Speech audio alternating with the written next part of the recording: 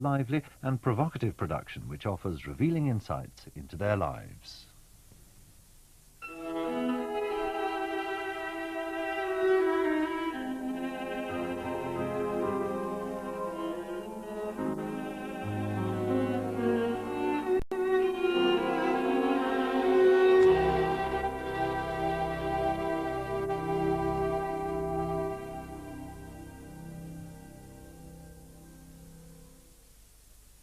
All them games, like dominoes.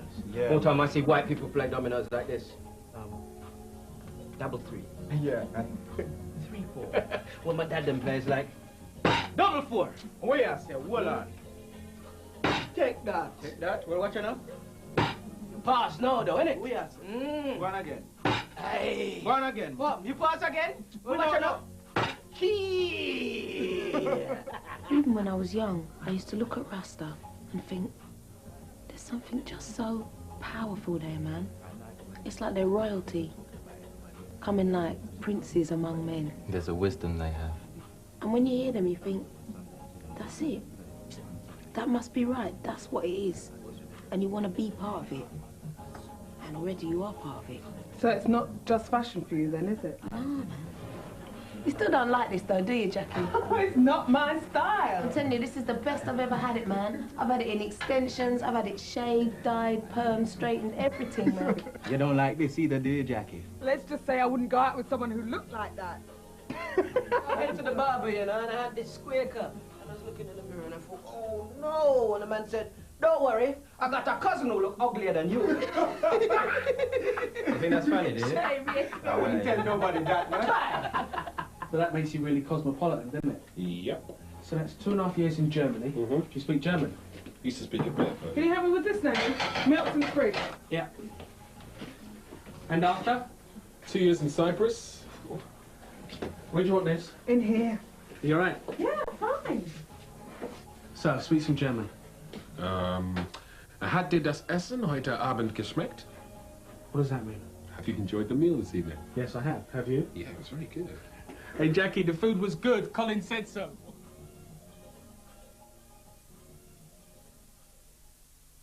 All of us in this program are actors, but this is not a fiction. It's come out of real conversations we've had about our lives, which we developed in drama workshops. All of us are speaking as ourselves and from our own experience.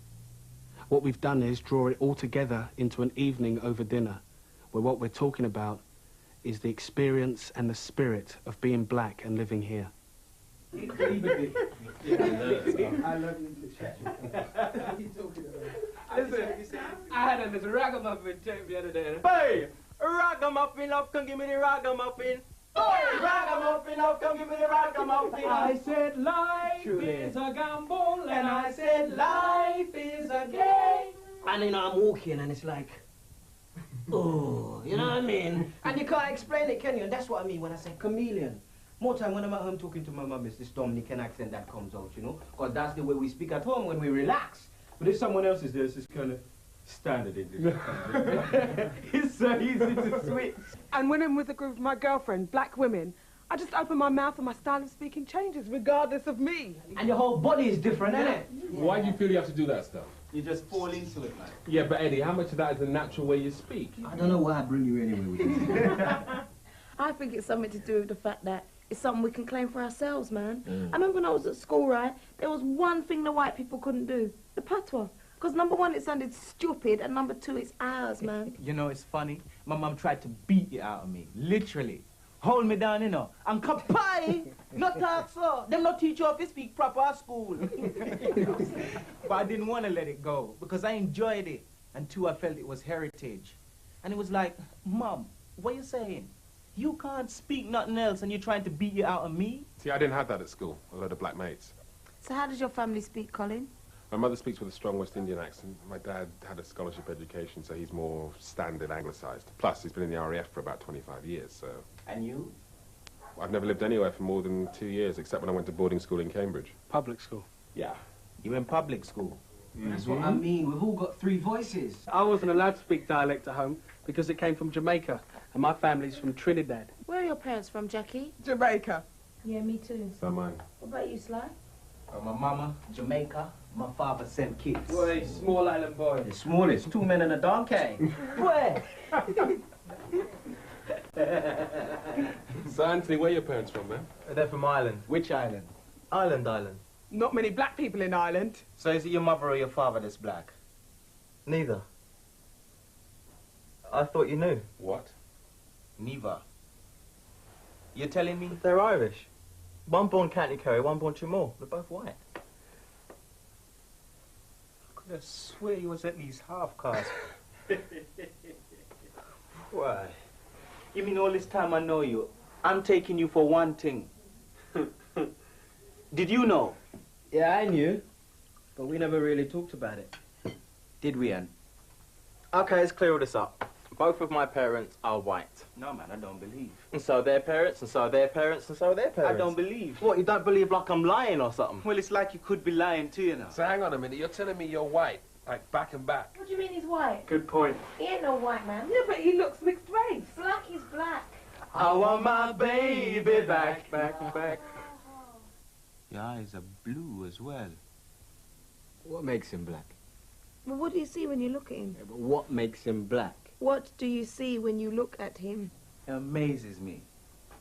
The man speaks in tones and dialects and tongues. It's done with mirrors, ain't it, Ant? So how come you speak in dialect then? Where does that come from? He's blacker than you know, man. Do you know what I mean? I wonder how he copes with it all. What I want to know Hey, is... one at a time. What, we need a chairman now, Lenny? What I want to know is there must be someone in your family who's black. Must be, innit? The milkman.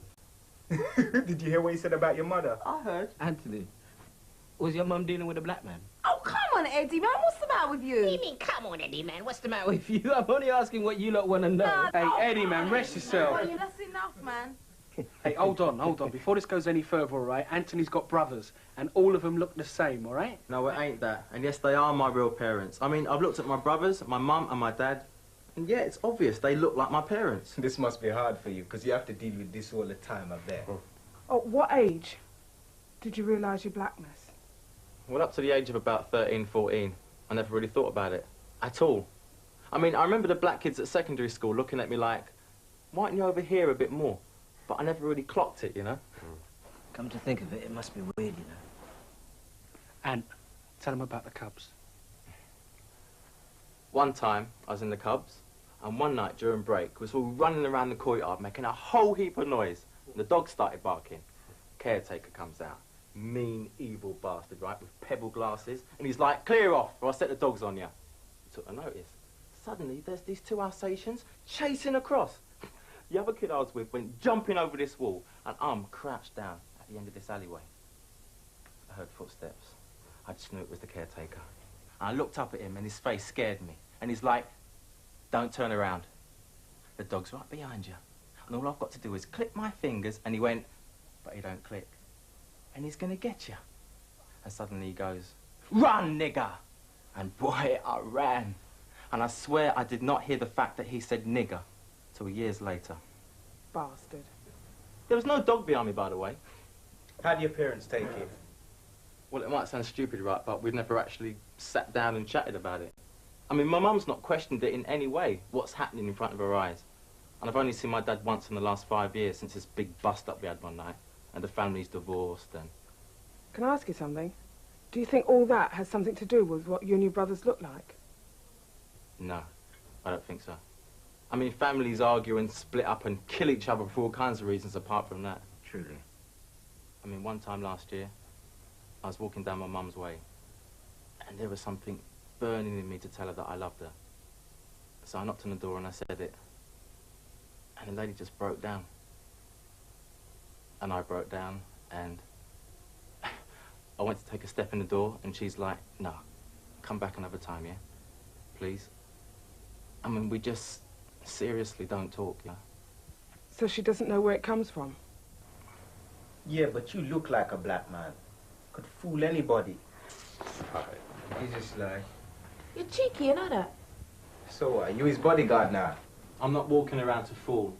Everything about you, your hair, your lips, is freaky. And I'm telling you, you even dress like a black man. Your hat and everything. The hat was a conscious decision. So why did you do that? Well, when my hair was shorter, it looked like a little afro. And people just assumed you're half-caste, didn't it? And when I was younger, I used to go, no, and try to explain, and after a while, I just got sick of it. The explaining, and is he this, and is he that, and the scrutinisation, and you're lying, man. One day, I'm walking through Brixton, and there's this man selling hats. And I stood there for a second, and I bought one. And since then, people don't question it. I mean, they see a shape being cut on the street, and they just do not question. Same. I mean, I didn't even question it. I don't care what anybody says. I just see you as being black. I mean, we take you in. We adopt you. That's why I call you honorary black. Oh, Eddie, you can't say that, man. He ain't no honorary black man. I knew you'd rise to that. You're so easy. But Anthony, it's not as easy as that, is it? Because until you were 13, you were white, right? So that's got to be a dilemma for you, because that's everybody's formative years. It's your little brother. How does he cope with it? He's, confused. I mean, you can see that he's beginning to take some of it on. Come to think of it, Anthony's not said he thinks he's black, you know. He's not said that in this room tonight. Anthony, what colour do you see yourself as? Don't ask him to say he's black. It's an obvious question, though, isn't it? Yeah. Well, when I'm alone in my bedroom, looking in the mirror,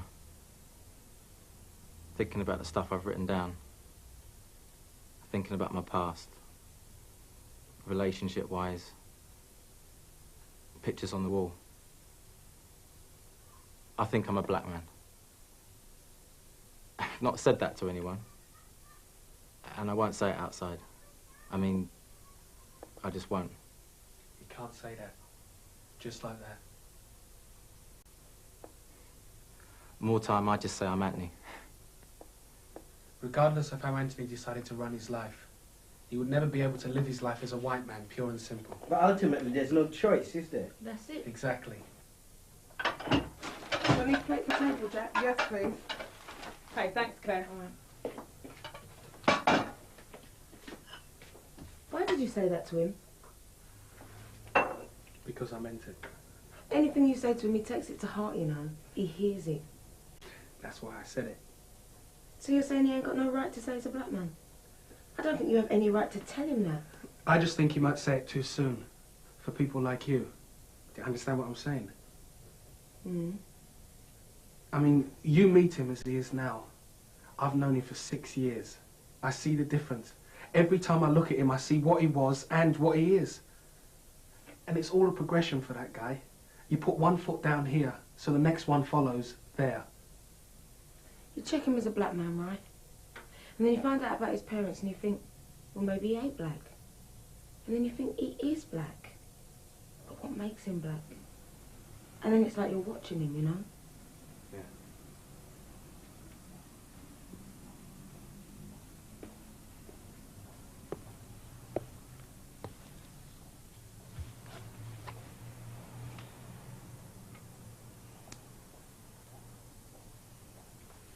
Pressure. Yeah, I suppose.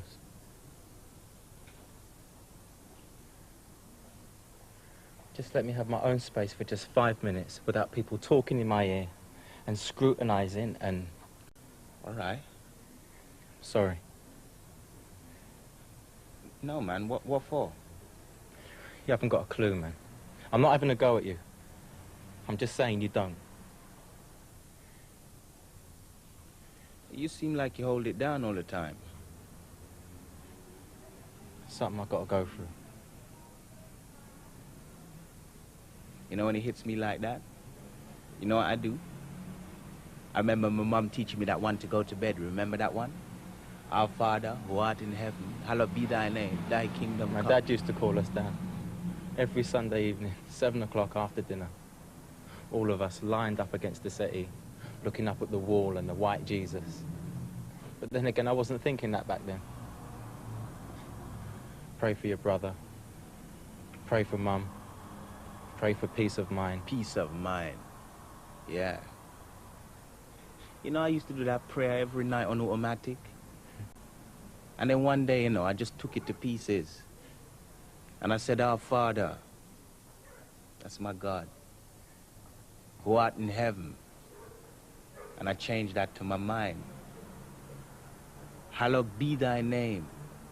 I call on him. Thy kingdom come. That force, that power, just come. On earth, in my actions, my emotions, as it is in heaven, in my mind. And then it goes on to say, give us this day our daily bread. Yeah. And I changed bread to my lesson. It's a lesson, man. It's a lesson. And then for the test of forgiveness, it goes on to say, lead us not into temptation. Don't let me lose control. Don't let me lose control. You made that sound easy, man. No, man. There's times like when I know my anger. If I let my anger get the better of me, I'd be behind bars. I could crack up simply because of my vulnerability. And deliver us from evil. And I changed that to my ego. You know? You know, sometimes, all the time, I feel like I'm on a treadmill and like I'm walking or running towards something, and all my everyday has to go into that running, and I can't stop, because if you stop, you just go back. I used to be the bum, man. And this guy left you with 7 balls on the table. He gave you a wash. Yeah, well, he might be able to play pool, but he don't belong in no pool house. I mean, I took him there with me one time, and the man just does not fit in. Well, I didn't expect the vibes that I felt, did I? Exactly. Where you've been living, man, you're going to get that reaction. Why? Why? Yeah. Because to them, the way you speak, you come in like a white guy. And if every time they hear that whiteness and that middle class, and it represents everything that's a threat to them, against them, and then they see someone who's apparently one of their own carrying that same flag, then they're going to be weary, ain't they? So you'd be happy if I went round talking like that and thing all the time? Nah, because you can't do it. But you think I should try? You're a coconut. Uncle Tom sellout. Sylvester. Who's this guy? Is he serious? Has it ever been said to you before? No, not till now. Tell me more. Sit down, Sly. Sit down. He's saying that you don't talk like no black man. Maybe no black man he knows. Well, it's true, Colin. When I first met you, I didn't check for you at all. But then even in this small time, I've seen you for more than what my preconceived ideas actually was. Good, now we're getting somewhere. And there's an agreement there. But that was my first impression. Very middle class and separated from black people, so to speak. But did you hear what he just said? What? You separated middle class from black. Automatically, why'd you do that? Hold on a moment. I mean, I've had a middle-class existence. I haven't experienced a lot of the things black people have experienced. But within that, people know I'm black and mistake me as that. I mean, my parents, they made a little bit of money owning houses, and they always said to us, you must never live in a council house. You must always have a base of your own. So you moved to Somerset and live with sheep. You lived in Somerset? But you don't talk with that straw hat kind of ooh-ar kind of accent, do you? She ain't a farmer either. For 7 years or so, I was married to someone who lived down there. Black man. No, white, actually. I mean, I lived in London before I went country. It wasn't street London, though, was it? No, it wasn't. See, I get that all the time. I'm not black enough. But how it comes across to me, you're not asking me to be more black. You're asking me to be more street. Look, Colin, there's got to be room for people to go to public school, right? There's got to be room for that. Because that one portrait of black dominates. I mean, there are a whole load of working class black people who aren't the media's image of street. And it excludes me, my family, and a whole heap of other people who don't happen to live in London, Birmingham. But, on the other hand, I know why them brothers them on the street are doing a little hustle and trying to make the little raise. I mean, I was one of them, but I had an out. I won't condemn them. I mean, what is there for them brothers? What is there? True. And I'm not saying that I'm middle class or well off or anything, but I know one day, touch wood, I'm going to get another acting job. Or at least the possibility's there. I mean, for Eddie, his horizon's just broader. Truly. But what are you meaning when you say middle class? To me, it means somebody who's progressed enough to turn around and help. We should be everywhere. It shouldn't be a surprise to see a black lawyer. And it shouldn't be obvious that all the cleaners are black. Yes. And it is. Always. Everywhere. Check it. Truly. That's why we need black people in positions of power. Or it's just going to stay like that. Yeah, but it's so sad, right? Those people who reach those places, it comes like a trap too, you know. See it there? If you have it, Tutus, you don't think about anybody else who hasn't got those things. And when people say to you, listen, these are hard times that we're living in, you think, well, I can't see no hard times. But you're blind to understanding that it's your brothers and sisters that are in hard times. But are you saying that we shouldn't want to move ourselves there? No, man, that's not what I'm saying. Because if we don't, we're just going to stay in a heap at the bottom and we're putting blocks on ourselves. I mean, when I grew up, there was no one that you could aspire to. And we're talking 60s, yeah? So, I mean, no one. I mean, it just seemed to me that black people were relegated to the lowest common denominator. Hey, when I was growing up, there was only one person for me to be. Like, I want to be that. And that was Muhammad Ali, the black super. When Muhammad Ali was on television, the whole world stopped in my house. Mum was there, uncles, everybody. It was an event. It was like a prayer meeting. Truly. But it wasn't that he was a black boxer, because they were all black boxers. It was that he was a symbol of a proud black man. Oh, what? You know, when I look at myself, the thing that frightens me sometimes is I don't know that I can do the hustle or that I belong in the blues 100% anymore, you know? Me neither. But you don't lose it, yeah? You shouldn't. Because it's not so much moving up as moving on. Keeping that route, not severing the connection as you go. We fight in different ways, each influencing the circles that we're moving in. I mean, Colin, he mixes with university people, which I don't reach. Yeah, we each have a different background. But it's the difference between Elizabeth Welsh and Paul Robeson. Elizabeth Welsh was saying, I'm going to run up as high as I can so that people can look up at me and see that black people can do it. And that does not wash. Paul Robeson was saying, every step I take, I'm taking for millions of Americans, black Americans. And when he was earning 100 grand a year and living in a big house with a bowling alley he had made inside, the world looked at him and said, you are a great man. And he said, no, because I still have a consciousness that some of my relatives cannot read or write. Same. Or they don't work, because there's those who won't employ a black man. So it's like he never moved away. You can't move away because that's where your strength is. Hit the road, Jack. Don't you come back no more, no more, no more, no more. Hit the road, Jack. Don't you come back no more, no more. I used to hear that when I was so high at home. Oh woman, don't you treat me so mean. You're not the meanest thing that I ever seen. I get a city for you to say, shut up. I have to pack my bags and go. Hey. It's like she has more in her life now than just us kids and her work. Yeah, my mum said to me one time, everybody should go to school when they're 40. And she did that for herself. Yeah, my mum did that. She always wanted to teach, but she thought that she couldn't, you know, because she left school at 15. My mum always says, whatever you do, know you have something from it. You've been doing television work for how long now? What you can tell me you get from television? A little cod rice? A little socks? Her theory is you get something from every job you do. Oh, I still do. A specific something from each job. She came over here with one cardigan and one bar of soap and started working in a shoe factory. I think she's the greatest human being on the face of this earth. I mean, she's managed to do things like, in 1983, she saved 10 grand from earning like 40 quid a week or something to put down a deposit on her house. I mean, she was so determined. It's the only thing she's got on HP, you know, the house. Are you proud of her? Yeah, because she's done it. She's always been capable. I mean, where we used to live, it'd always be her who said, let's hire a coach and take all the kids to the seaside. You know, things other people ain't got time for. But this is a big change for her now, though. It was the first time the books came into our house. And it was the first time that our house became consciously black, in a way that my sister's house was. Same.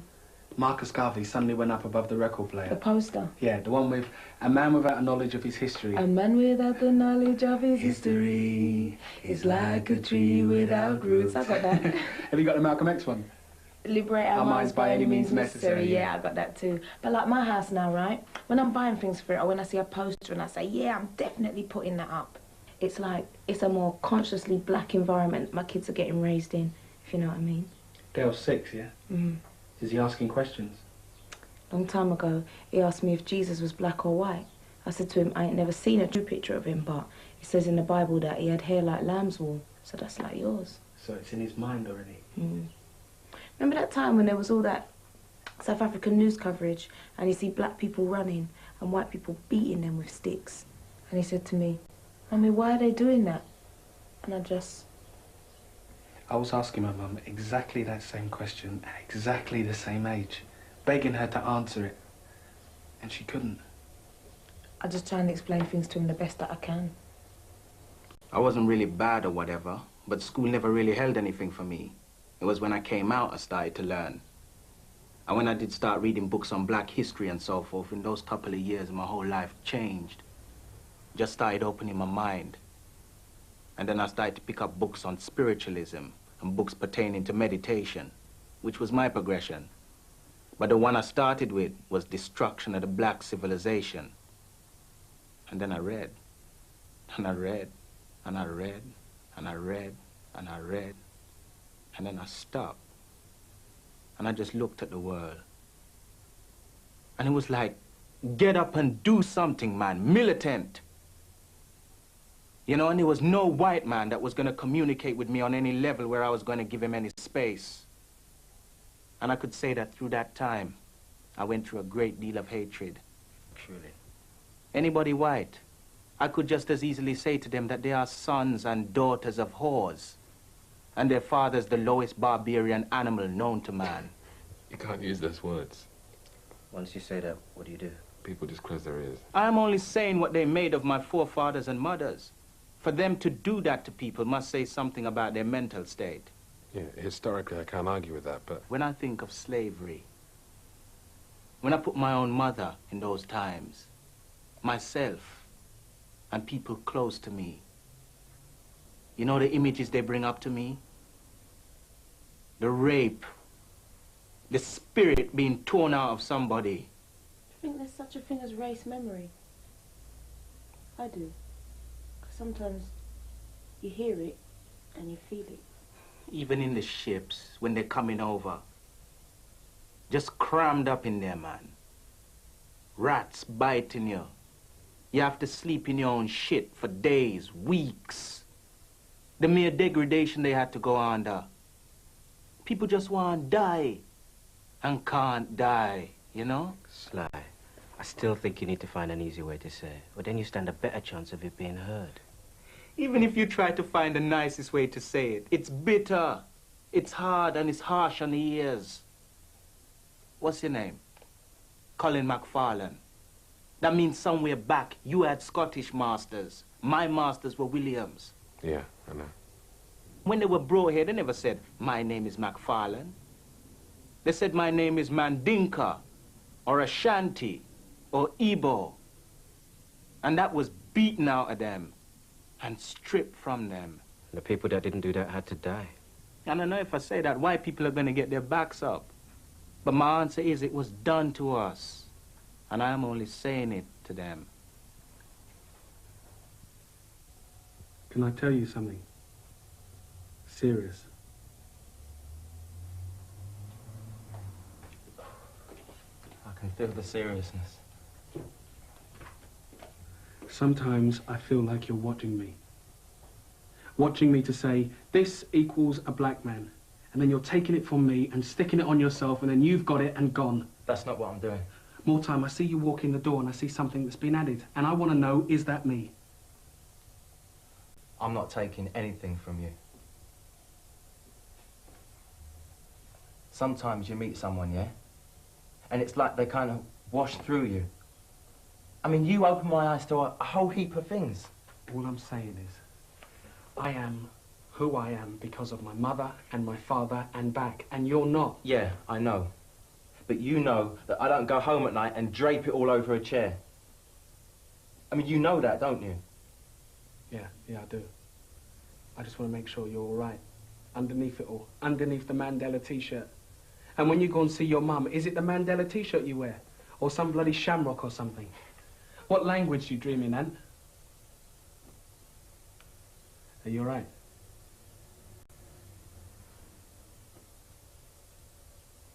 I am. I know you are. Yeah, I know you know I am. Yeah, well, I know you know. I saw my dad yesterday. Yeah, Claire said. first time in 5 years. And I suppose I built up all these expectations, you know? We chatted rubbish for about 5 minutes or so, and suddenly I'm going, Dad, what did you think when I was born? And he's like, I don't understand. So I'm telling him, Dad, I can't get white parts. Whatever white parts is, I can't. Most of my work is given to me by Umoja, or Black Theatre Forum. Are you hearing me, Dad? African People's Theatre. This is just revelation to the man. You don't know how weird it is to be sitting opposite your dad and him saying, you're white, in his eyes. Because he's white. Because he married a lady who was white and they had a kid, and that kid is sitting opposite him saying, You're black. yeah. More there than anywhere. He says to me, I've got an identity problem, and the sooner I sort myself out, the better. Meaning, the sooner I become the old auntie again. And it's not going to happen, Lennie. Quango! Johnny Quango! Oh, yeah, the black race brother. Wrestling on ITV Saturday afternoon. This black guy used to go around headbutting everybody. Everybody looked like that. Hey, listen. I was watching the wrestling one time with some white friends I used to hang around with, right? And I tell you, man, we're watching the television, and then out of the blue, these people just start saying, beat the nigger! Beat the nigger! Oh, sorry, Sil, we don't mean you. Right? You don't like the rest of them? You're right. You're different. Yeah. And then back into the cheering like nothing happened, you know? I didn't say nothing to them, but for me it was a turning point. No, these people are not my friends. Not in a way to understand. But that's severe. People ain't good at that kind of racism in this country. More time it's like when you go into a shop and they hold your change. Or just slam it down on the counter. Or they're holding their handbag tighter as they pass you by in the street. Yeah, and it's like, what are they seeing? They're seeing what they read in the newspaper, innit? I was reading this story the other day, and it was a rape on an estate. And I was reading this thing, and I was reading it, and I was reading it. And I got down to the bottom, and it was like... Relief, innit? And that's terrible, man, because this poor girl got raped. And that should have been my main concern, but it wasn't. My main concern was that it wasn't a black man. More time, because if one black man raped, all of them. It's like people step out of my way in Sainsbury's. I mean, they literally step aside, you know? If you're walking down the street in my area, white people stop me and ask me for drugs. And they don't even know me. And most people, you're trying to explain that to them, and you can't. It's like, unless you feel it, you'll be accused you've got a chip on your shoulder. Truly. I feel now that they don't see me and I don't see them. I just cut them off totally. But you can't just say, all my friends in my life that are white, I'm going to blank them. Because one day in the future they might step out and hurt me. It's people that you know for years, you know. But it does get like, is it just a matter of time? And I hate to say this, right? But in my life, it's as close as blood relatives, you know. I mean, white people in your family, even they can cut you. It's heartbreaking. Truly. And I mean, I would like to be able to trust them, but ultimately you don't, man. Yeah, but that's the difference in our track records too. Because when things have happened to me, it's been a white person who's been there for me because the majority of my friends are white. But you also have to check that I'm deemed acceptable. I'm safer for them because I speak their language, literally. I'm aware of that. Well, I'm not interested in what white people think anymore. Really? Yeah, but you can't just say that. Why not? Well, if you say you're not going to speak to them or be open with them, then how the hell are they going to learn? When I meet someone, I mean, I take on board their culture, be they black, white, Indian, Chinese, whatever, and then we meet each to each. Yeah, that's really good. But more time, the person you're dealing with, their perception of my culture isn't one I'm prepared to accept, because it's wrong. See it there? Yeah, but do you think that they always see the negatives? Yes, most. Nothing in my life leads me to believe otherwise. Yeah, well, I don't operate like that. I mean, I don't have them kind of suspicions, not all the time. I try not to. What we have to do now is look inward and see what we can be doing for ourselves. We are. There's no point just blaming a white enemy. You can't see it, man. I question that. If you live amongst it, there's loads going on. I mean, just around my area, there's places where black kids are going for 1 or 2 hours in the evening. Or all day Saturday. Yeah, to where someone's turned their house into a schoolroom where they can learn about black history, black culture. Even the food, man. Yeah, and it's happening, Colin. Yeah, but not enough people know about it. They're full, though. Having to prove yourself against white people is what we've had to do for too long. reasoning with black people. That's what interests me now. See. Yeah, well, I agree. Absolutely. Well, Jacqui Gordon-Lawrence, I'm here to say you stimulate my entire sensitivity. I will love you like rice and peas. The food was nice, isn't it? Nice. All right, then. Well, Hollywood FM has come here today to give you a little tribute. Tune me in the lionhead. And give me the roar. All right, now, we're coming with the bass line. Are you there?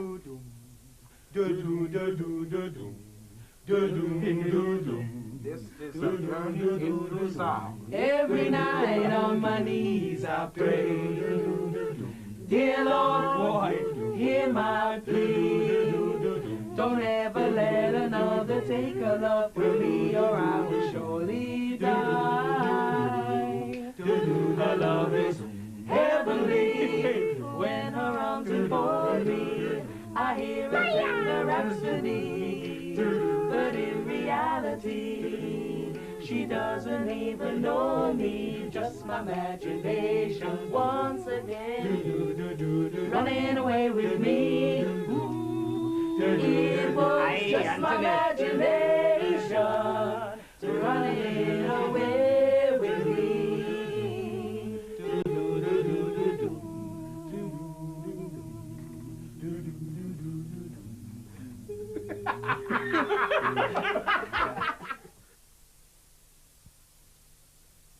I just don't want my children ever to experience the feeling that I've experienced, which I think comes down to being unwelcome in the place you was born in. I always say I want to go to Zimbabwe. Boy, I would love to land someplace where the natural thing to be was black, you know? Takes money, though. I have to think in terms of winning, like I always do the bingo in the paper every day.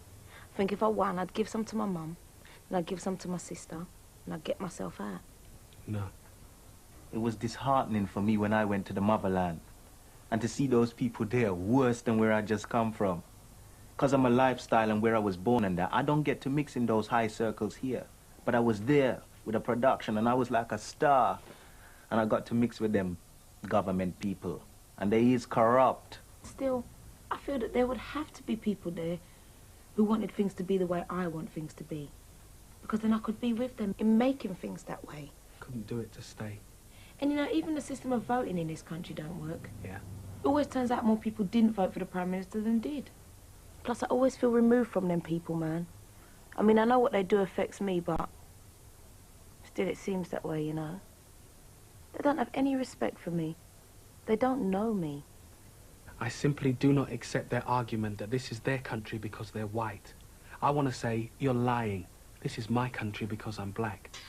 Not only my grandfather fought for this country, but my heritage is people who have bled for this country. And built it. Yeah. And the money that this country and America live on comes from the fact of black people. They owe us, Claire. So what? You're going to keep on trying to change things until you die? Here? African people have to come together, man. Build something of our own. And they ain't never going to let us do that here. They just keep us on the edge of things. Well, that's the difference between me and you, then. If they gave you a megaphone, you would say, get out. Too right. If they gave me a megaphone, I'd say, come round my house. We've got to talk. I was ready to leave my friends and family just to get out this place. And when the opportunity came for me to go to Africa, it was like, yeah, I'm in business. And when I went there, it was like, no. I just stood at the airport and cried, man, because of the concrete. I had no idea there was going to be so much concrete. Don't make me think like that, man. Because then it's like I'm lost, you know? This whole world, I'm lost. Because when you really look at it, right, even though I want to go to Africa, what do the Africans see me as? And you know, that will hurt you even more. I don't say I don't feel that lostness. It's like you can't put your hand on anything and say, that belongs to me. And then comes that urgent feeling that I don't want my children ever to feel like this. So I have to get them somewhere. But if I find myself on the outside there, I might as well go to the moon. But Claire, if I say you're not going to give me anything so I'm leaving, then they've won. For me, this is already my home. I'm just having to deal with people who are in my home that don't accept it, you know?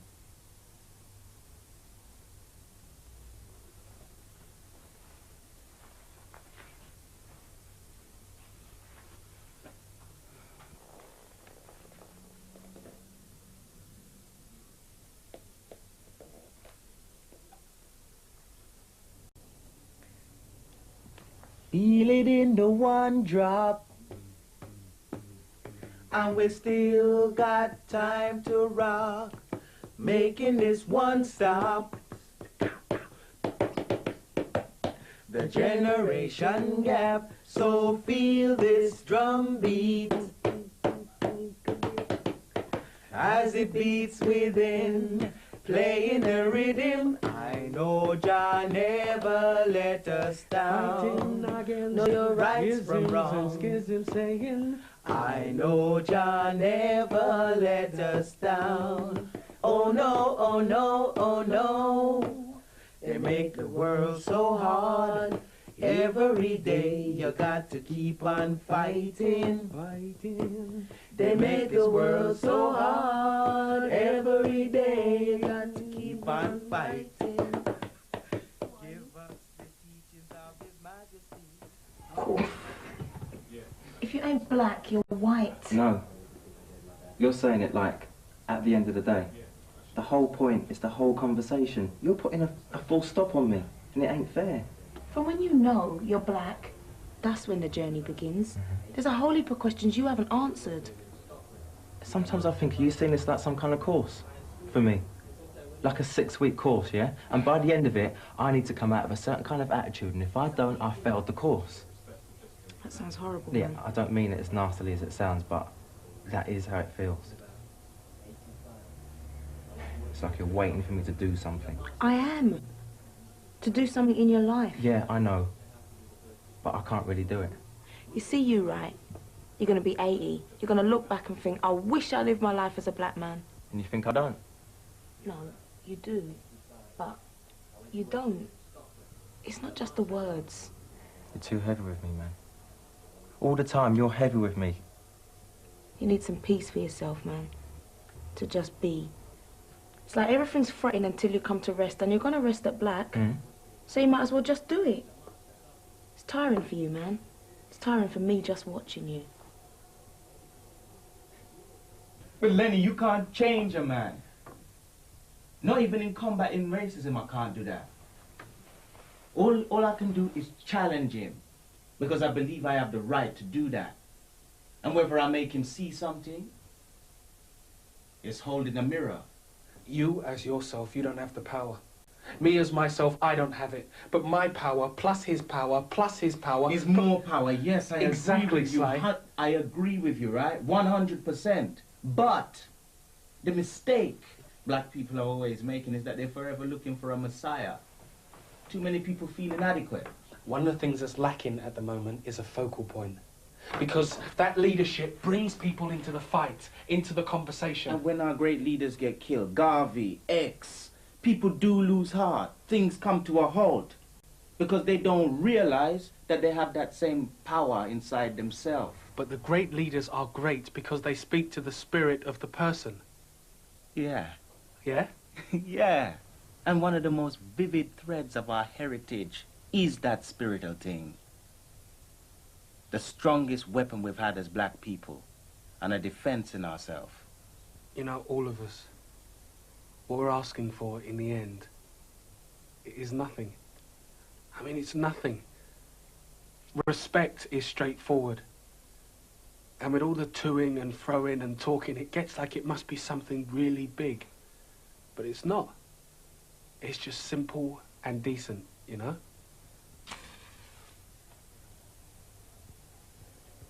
It's like to have black in your family is something shameful, man. Yeah. It's only now my mum's telling me, yeah, that when I was a baby, people threw stones at the pram because they thought my mum was with a black man. And I'm thinking, there are people who live in this country that do that kind of thing. There's enough of them, man. You know, one of the things my mum taught me and my brother was, anything you do, they're going to say to you, Phyllis's children did that. So anything you do, you make sure you could say your mother will be proud of you. And that's the way I run in my life ever since. Yeah, but I think that question, are you proud to be black, is already defensive. Truly. It's only when you find out all the things that have gone behind that put you here now that you can say, and I truly mean it, I am proud. I am so proud. I see it as we've got so much to be proud of, man. More than you could ever hope to know in your whole lifetime. And I know I say that now, right? But there was a time when I thought I could grow up and be white. I mean, I wanted to be. You used to put a towel on your head and just click it, yeah? Oh, you know, Sly. My sister used to do it. I also remember writing stories, you know. I want to grow up and be Queen of England. For God's sake, man. I remember when I was playing God in the mystery plays in Chester, and after one performance, this black kid came up to me and he said, "It was so good to see you up there." And it was like a boost for him. And it's a small thing, you know, but it meant a lot to me too. And it just give you that vibe, innit? That's why I'm doing what I'm doing. On the other hand, one night I came out for God's opening speech, and I'm high up on this 40-foot scaffolding, and this white kid in the audience goes, "He must be playing the devil." The flip side, man. Truly. And where does he get that from? It runs deep. I've met quite a lot of older people who, when they say, "I'm proud to be black," what they're really saying is, I should be damn proud, after having to put up with it for so long, you know? Yeah, I should get respect for just doing that. I don't even think I gave my dad respect for that. Not till late. I'm talking about 85. I went to work with him in Stockwell. He's a master carpenter. That's mine. Mine's too, you know. And sometimes when they get to the house to do the first fixing up, they ain't even got roof, window frames and everything. It's amazing. I see my dad put upstairs, you know, and architraves for doors. And after I worked with him, I thought, you work hard. You work really hard. And did you tell him that? Nah, you don't, do you? We're talking about a journey, though, that's taken a lot of our lifetime. I mean, it's my job to see that not only my kids, but I mean all the kids that I come into contact with, that they grow up assuming it, not having to fight for it. When I was learning, it was the ordinary people that were exciting. Like the simple fact that a Jamaican woman got on a boat and sailed over to the Crimean War to nurse. I thought, hallelujah! That's Mary Seacole, innit? Yeah, you have to look hard to find her, though. Truly. But that should be in there, in the school syllabus, so that after 17 you ain't left to take that journey alone. Because then when you buck up on it, you just feel hatred. Plus you're angry because it's like it's being kept from you. The rest of the world took everything it's got from Africa. Africa is the root of creation. And for me, that was the most important thing. First man, a source of gold. And when I think of Egypt, I think of civilization, you know? I met some people who don't even know that Egypt is in Africa. You know? Yeah. But the stage I've reached now, I see that every culture's contribution takes a place. In the West, they're an outward people. They go out. The action, the technology and everything. In the east of the globe, they're inward, searching. Like different pillars of the same building. I don't have the information you have, yeah, book-wise, but it seems to me you see to give equal status to each. Most don't give that respect. And it's like I have people saying to me now, "Anthony, why are you so consciously moving towards the black?" And I say, well, one of the reasons is because I'm so conscious of you moving away from it. That's why I insist, when you deal with me as Lennie, deal with me as a black man. I don't think in the main that white people understand the relationship of a black person to his skin. For most, they get as far as, I don't think it's important. I don't think of you as a black man. Don't see you as black. You know? I'm saying notice the skin. But it's the first thing that's ignored, and it's the first thing that is used against me. And my argument is, no. See it. See the blackness and respect that. Recently I went to this casting, and the brief they give me is like aggressive, energetic. Where from? Brixton. They've given no thought to the blackness at all. When I go out for TV auditions, white directors always say to me, "Can you give me a bit of street talk?" It's really weird living in Lincoln as well, because it feels like there's no black people there at all. Except you and your family. I went up there to visit him one time. Boy, you must have doubled the population. I remember in a 4-star hotel in Derby, me and one of the other guys in the cast, we were having breakfast, right? And he was reading The Guardian, and he had locks. And these businessmen have come down, and it was like, hello? What tricks are they going to teach them next? And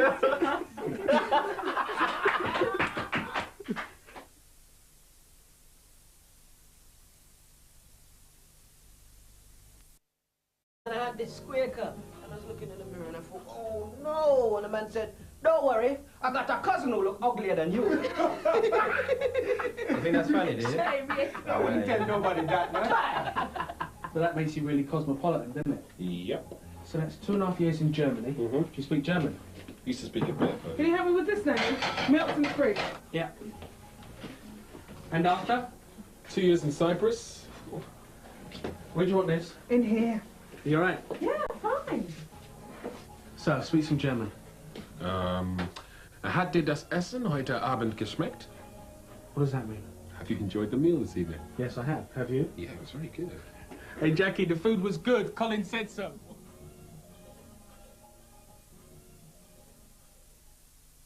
All of us in this program are actors, but this is not a fiction.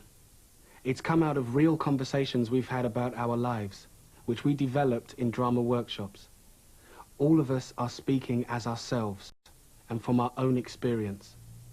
What we've done is draw it all together into an evening over dinner, where what we're talking about is the experience and the spirit of being black and living here. I love you. Listen, I had a little ragamuffin tape the other day. Hey! Ragamuffin, love, come give me the ragamuffin. Hey! Ragamuffin, love, come give me the ragamuffin. I said life is a gamble, and I said life is a game. And you know, I'm walking, and it's like, oh, you know what I mean? Lively and provocative production which offers revealing insights into their lives.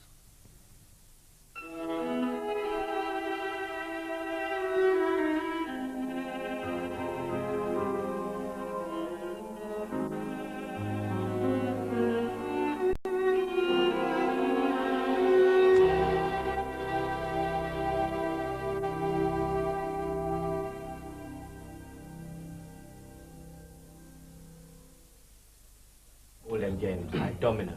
Yeah. More time I see white people play dominoes like this. Double three. Yeah. 3-4. Well, my dad them plays like Double 4. Where I say, hold on. Take that. Take that. Well, watch it now. You pass now, though, innit? We are. Go on again.